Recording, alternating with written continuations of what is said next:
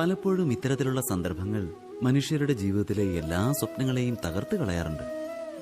അപ്പോൾ മനുഷ്യർ ആ ആഘാതങ്ങളെ തങ്ങളുടെ ജീവിതത്തിലെ കേന്ദ്രബിന്ദുവായി കാണുകയാണ് ചെയ്യുക. പക്ഷേ മനുഷ്യരുടെ ഭാവി അവരുടെ ആഗ്രഹങ്ങളെ മാത്രം അടിസ്ഥാനമാക്കിയാണോ രൂപപ്പെടുന്നത്?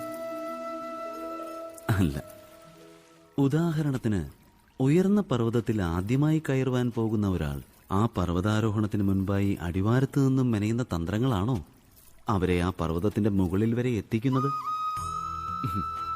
അല്ല. വാസ്തവത്തിൽ അവർ ഓരോ അടി മുകളിലേക്ക് കയറുവാൻ ശ്രമിക്കുമ്പോഴും അവർ പുതിയ പ്രശ്നങ്ങളും പുതിയ പുതിയ തടസ്സങ്ങളും പലതരം അപകടങ്ങളെയും നേരിടേണ്ടതായി വരും. ഒരടിയിൽ നിന്നും അടുത്തതിലേക്ക് കയറുവാനായിട്ട് നിർണയമെടുക്കേണ്ടതായും വരും. ഓരോ കാൽപാദം വെക്കുമ്പോഴും തങ്ങളുടെ തന്ത്രങ്ങൾ മാറ്റേണ്ടതായും വരാം. കാരണം കരുതിയിരുന്ന തന്ത്രങ്ങൾ അപകടമാവാനും സാധ്യതയുണ്ട്. അവർക്ക് പർവ്വതത്തിനെ അധീനതയിൽ കൊണ്ടുവരാൻ കഴിയില്ല. അവർ സ്വയം പർവ്വതത്തിന്റെ അധീനതയിലാവുകയേ നിവൃത്തിയുള്ളൂ.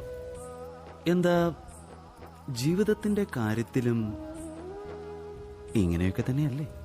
മനുഷ്യർ തങ്ങളുടെ ജീവിതത്തിലെ ഒരു സന്ദർഭത്തെ, ഒരു ആഘാതത്തെ തങ്ങളുടെ ജീവിതത്തിന്റെ കേന്ദ്രബിന്ദുവായി കാണുകയാണെങ്കിൽ, ജീവിതശൈലി തന്നെ തടസ്സപ്പെടുത്തുകയാണെങ്കിൽ അവർക്ക് അവരുടെ ജീവിതത്തിൽ സഫലമാകുവാനേ കഴിയുകയില്ല. അവർക്ക് ശാന്തിയും സുഖവും പ്രാപ്തമാക്കുവാനും കഴിയില്ല.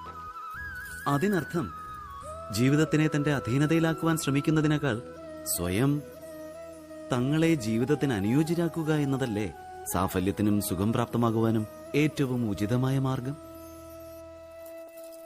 ഒന്ന് ചിന്തിച്ചു നോക്കിയാലും